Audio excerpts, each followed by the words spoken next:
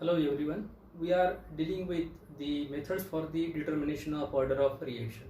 In the previous lecture, we have discussed about the order of reaction and the first method, that one was the integration method.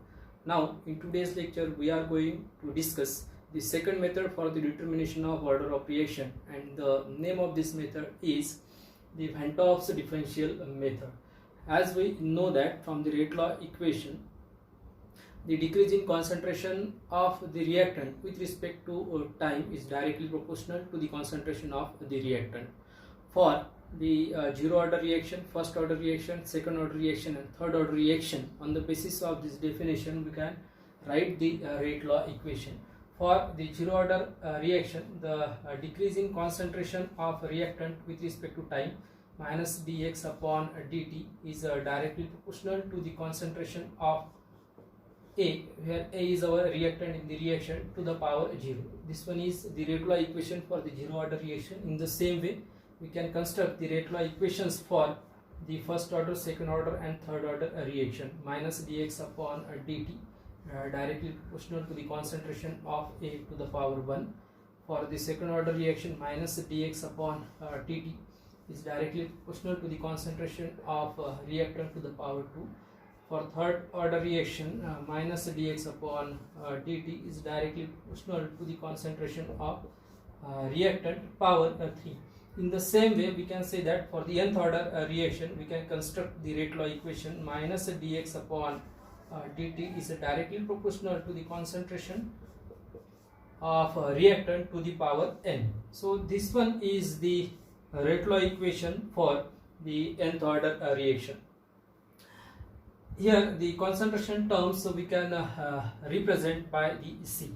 In general, we can rewrite the equation for the nth order reaction, minus dC upon dt. Here again C is the concentration, just like the X. It's directly proportional to the concentration to the power, concentration of reactant to the power n, where C is the concentration of the reactant and n is the order of reaction. The proportionality sign, we can replace dC upon dt with the constant. That constant we call K, rate constant for the nth order reaction, C to the power n. So this one is the rate law equation in terms of the rate constant. Now in this method, Van 't Hoff in 1884 suggested that the for nth order reaction, the rate of a reaction depends upon the concentration of reactant to the power n. Suppose we started the reaction with the two different initial concentration, for example C1 and C2. Then the rate law equation for these two cases we can write like this: minus dC1 upon dt is equal to K C1 to the power n, minus dC2 upon dt is equal to K C2 power n. So these are the two equations we call the rate law equation for the nth order reaction with the different initial concentration. Now we solve this equation by simply taking the log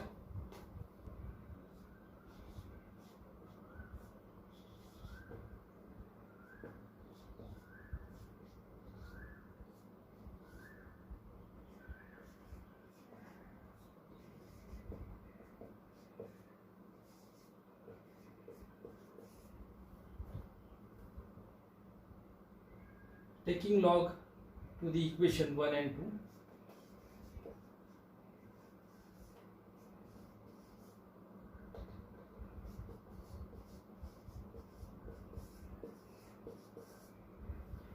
We can write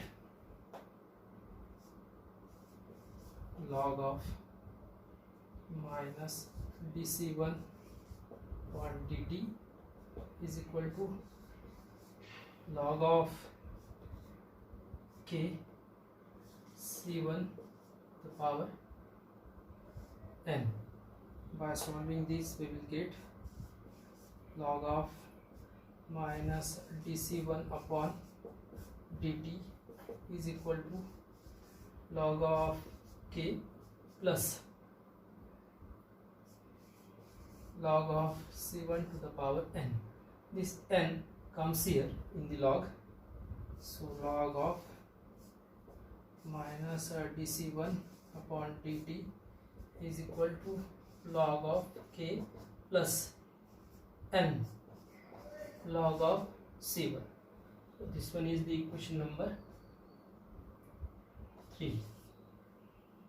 Now simply take log to the equation number 2, and by solving like this we will get the equation log of minus dc2 upon dt is equal to log of k plus n log of C2.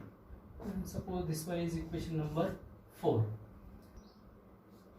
Log of minus dc1 upon dt minus log of minus dc2 upon dt is equal to log of k plus n log of C1 minus log of k plus n log of C2. Okay, log of k cancel. Log of minus dc1 upon dt minus log of minus dc2 upon dt is equal to n log of C1 minus n log of C2. Take out n common. Log of minus dc1 upon dt minus log minus dc2 upon dt is equal to n common. Now log of C1 minus log of C2. Hence we can write n is equal to log of minus dc1 upon dt minus log of minus dc2 upon dt upon log of C1 minus log of C2. So this equation we have to use for the determination of the order of reaction in the Van 't Hoff's differential method. Here the value of dc upon dt means dc1 upon dt and dc2 upon dt we can find out from the graph by plotting the concentration with the time, and we observe a straight line. The slope of this straight line gives the values of dc1 upon dt as well as the dc2 upon dt. So this is all about for the determination of order of reaction from the Van 't Hoff's differential method. In this method we have to find out the dc1 upon dt, dc2 upon dt from the graph. We know the initial concentration of the reactant, and hence by knowing these values we can easily find out the order of reaction. Now the second method for the determination of order of reaction is the half-life method or the equifractional change method. We derive the equation for the rate constant for zero order reaction, first order reaction as well as the second order reaction. During this derivation we have find out the half-life period for the zero order reaction, first order reaction as well as the second order reaction. During this finding we came to know that for the zero order reaction the half-life period of the reaction is directly proportional to the initial concentration of the reactant. For first order reaction the half-life period of the reaction is independent on the initial concentration of the reactant, and for the second order reaction the half-life period was inversely proportional to the initial concentration of the reactant. And these relationship where T half for zero order reaction directly proportional to the initial concentration. For first order reaction it is independent to the initial concentration, and T half for the second order reaction, it is inversely proportional to the initial concentration of the reactant. By considering this, we can find out the T half or the half-life period for the nth order reaction, and that we can represent T half is directly proportional to the 1 upon n minus 1th power of initial concentration of the reactant. A is the initial concentration and n minus 1th power. These three equation or three relationship we can derive from this equation also. Suppose here n means order of reaction, that one is 0. When we put the value of n is equal to 0, 0 minus 1, a to the power minus 1, it goes to up and will becomes a. So this one will be T half directly proportional to the initial concentration of the reactant. So this one is the equation from which we can find out the order of reaction from the half-life period of that reaction. For the nth order reaction, this equation in which the T half, we have to consider T. That one simply the representation. T again here represent the half-life. It is directly proportional to the 1 upon a to the power n minus 1. So this one is the equation or the relationship in between the T half and the initial concentration of the reactant for the nth order reaction. Now consider the reaction with the two different initial concentration. For that we have the two half-life periods, T1 and T2, with the different initial concentration A1 and A2. We can derive the equation for these two half-life period in this fashion. So T1 is directly proportional to the initial n minus 1 power of initial concentration, inversely proportional to the n minus 1 power of initial concentration of the reactant. So 1 upon a 1 to the power n minus 1. Again, in the same way, we can derive the relationship or the equation for the T2, means the half-life period. In the second case, it is again directly proportional to the 1 upon n minus 1th power of initial concentration A minus 1. Again here we can replace the proportionality signs. So T1 is equal to K 1 upon A1 to the power n minus 1, and T2 is equal to again K 1 upon A2 to the power n minus 1. Suppose this one is our equation number 1 and this one is equation number 2. Now divide equation 2 with equation number 1.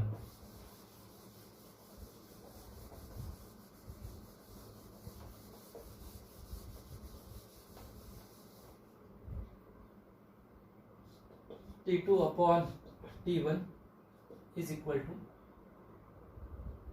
T2 means 1 upon a to the power n minus 1 upon 1 upon a1 to the power n minus 1. Here k and k will cancel, constant, and by rearranging these terms we will get T2 upon T1 is equal to, this will goes to up and this will comes down. So a1 to the power n minus 1 upon a2 to the power n minus 1. Now suppose this one is equation number 3. Now take log to the equation number 3. Log of T2 upon T1 is equal to log of a1 to the power n minus 1 upon a2 to the power n minus 1. By solving this,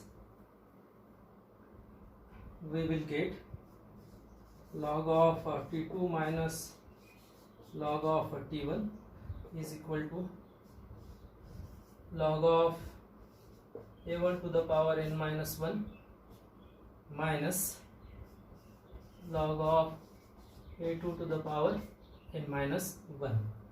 The concentration power terms comes in front of a log, so log of T2 minus log of T1 is equal to n minus 1 into log of A1 minus n minus 1 into log of A2. Take this n minus 1 common,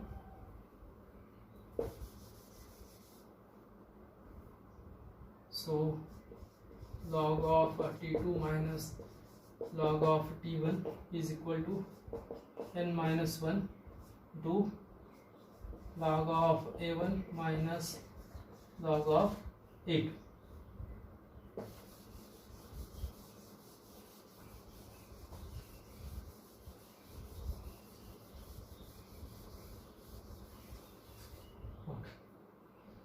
Now n minus 1 is equal to, take these terms to the left hand side, you can write down log of T2 minus log of T1 upon log of A1 minus log of A2, and hence n is equal to, that minus 1 goes there, n is equal to 1 plus log of T2 minus log of T1 upon log of A1 minus log of A2. So this one is the equation we have to use for the determination of order of reaction from the half-life period of the reaction. If we know the value of half-life period and the initial concentration, then we can easily find out the order of the reaction. So this is all about the determination of order of reaction from the half-life method or the equifractional change method. Now the next method for the determination of order of reaction is the graphical method. In this method, we can determine the order of reaction by plotting the dx upon dt, means the change in concentration with respect to time, versus the concentration of reactant after some time t. We know that the reaction, general reaction A gives B, this one is the general type of reaction. Here we represent initial concentration of reactant A at time t is equal to 0. At that time the concentration of product will be 0. After some time t, we can say that some amount by which the reactant decreases and by same amount the product is formed. So the concentration of a reactant after some time t, we can write A minus x, and the concentration of a product is x. If we plot decreasing concentration of a reactant or the formation of concentration or increasing concentration of the product versus time t, then we observe a graph like this. So here we plot x versus t. So this one is the graph in between the amount of reactant decrease versus time, or we can say the amount of a product form versus time t.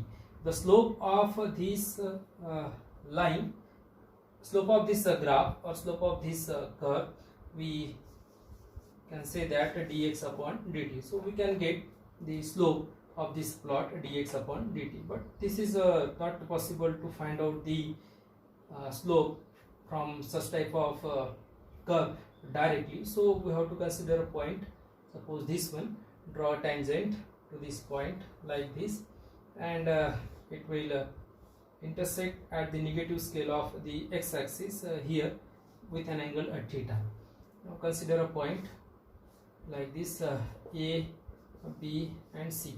The value of slope dx upon dt we can find out from this. This one is nothing but tan theta is equal to AB upon BC. Now we have to find out the values of slope means dx upon dt at the different points on this curve. So we will have the number of values dx upon dt. Now we know the initial concentration of the reactant A, the concentration of reactant after some time A minus X, or the concentration of the product or the concentration of reactant by which reactant decrease at some time t. Okay, now the rate law equation for the first order reaction, second order reaction and third order reaction we can construct like this. Rate dx upon dt is equal to k A minus x to the power 1. This one is the rate law equation for the first order reaction. Dx upon dt is equal to k A minus x to the power 2. This one is the rate law equation for the second order reaction. Dx upon dt is equal to k into A minus x to the power 3, and this one is the rate law equation for the third order reaction. Here we can represent these k1, k2 and k3 rate constant for the first order, rate constant for the second order and rate constant for the third order reaction. If we have a graph or a plot dx upon dt versus A minus x, and we observe a line which straight line which passes through the origin, then we can say that the order of this reaction is 1, means this one is the first order reaction. If we plot the graph dx upon dt versus A minus x square, if for this type of a graph or plot we observe a straight line passing through the origin, then we can say that this one is the second order reaction and order of this reaction is 2. If we plot a graph dx upon dt versus A minus x to the power 3, and if for such type of plot we observe a straight line which passes through the straight line, then we can say that the order of reaction is 3. This one we can easily explain by taking the graph. For example,